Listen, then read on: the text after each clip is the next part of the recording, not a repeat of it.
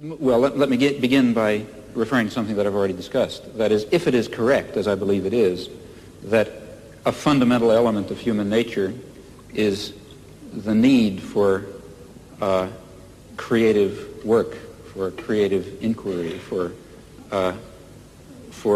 free creation without the arbitrary limiting effects of coercive institutions, then of course it will follow that a decent society should maximize the possibilities for this fundamental human characteristic to be realized.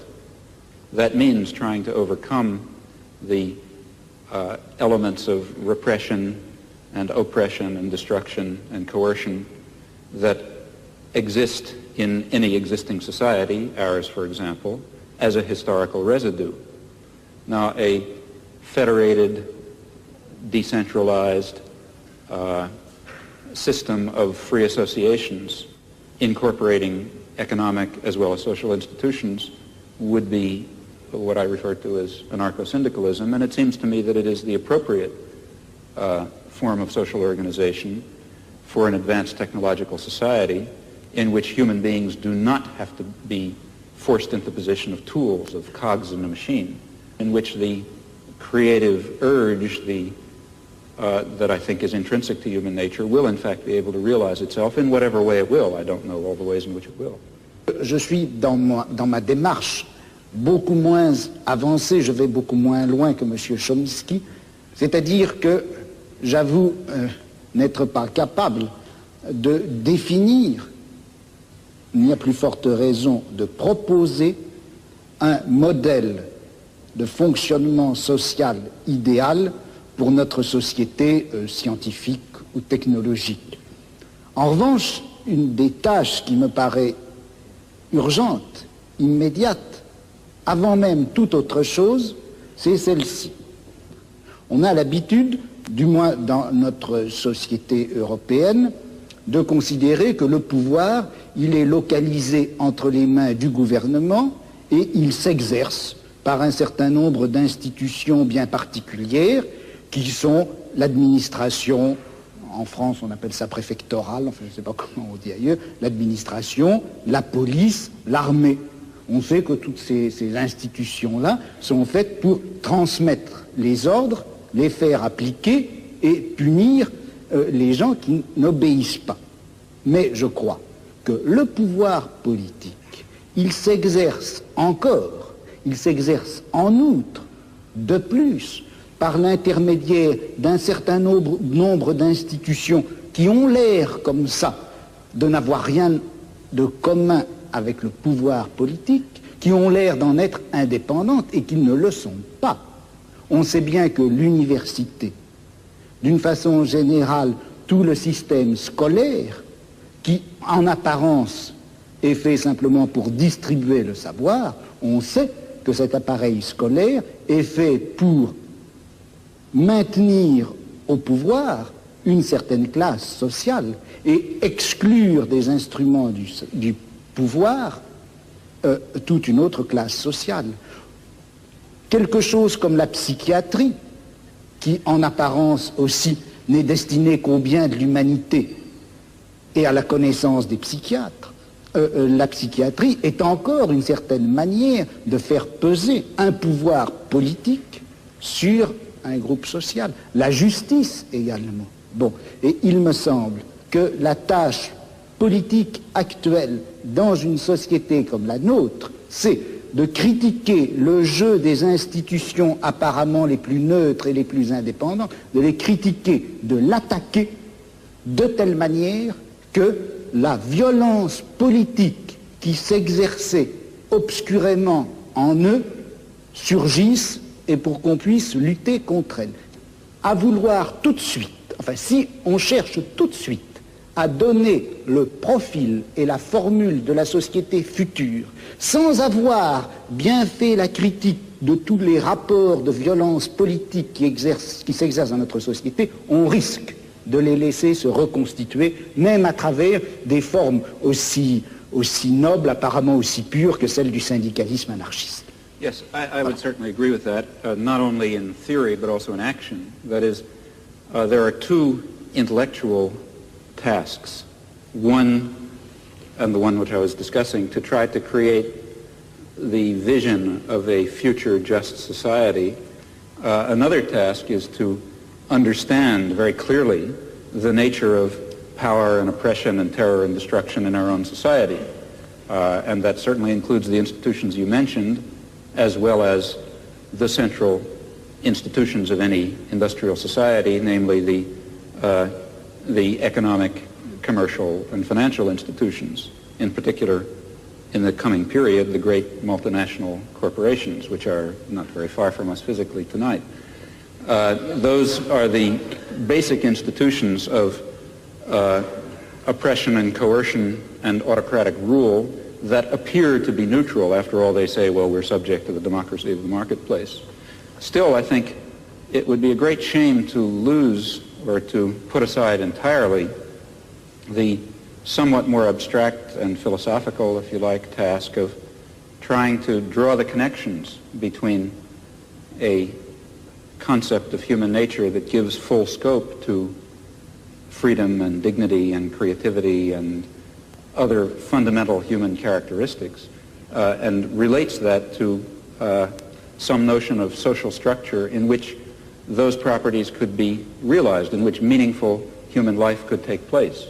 And in fact, if we are thinking of social transformation or social revolution, though it would be absurd, of course, to try to draw out in detail the point that we're hoping to reach, still we should know something about where we think we're going. And such a theory may tell it to us. Oui, mais alors là, est-ce qu'il n'y a pas un danger? Si on dit qu'il existe une certaine nature humaine, que cette nature humaine n'a pas reçu dans la société actuelle les droits et les possibilités qui lui permettraient de se réaliser. C'est bien ce que vous avez dit, je crois. Et si on admet cela, est-ce qu'on ne risque pas de définir cette nature humaine à la fois idéale et réelle, cette nature humaine cachée et réprimée jusqu'à présent, est-ce qu'on ne risque pas de la définir dans des termes que nous empruntons à notre société, à notre civilisation, à notre culture?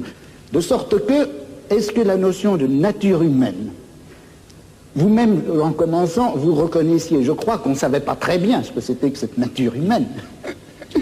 Alors, est-ce qu'il ne risque pas de nous induire en erreur? Vous savez que Mao Tse-tung parlait de nature humaine bourgeoise et de nature humaine prolétarienne, et il considère que ce n'est pas la même chose. Well, you see, I think that in the intellectual domain of political action, that is, the domain of trying to construct a vision of a just and free society on the basis of some notion of human nature, in that domain we face the very same problem that we face in immediate political action. For example, to be quite concrete, a lot of my own activity really has to do with the Vietnam War, and a good deal of my own energy goes into civil disobedience.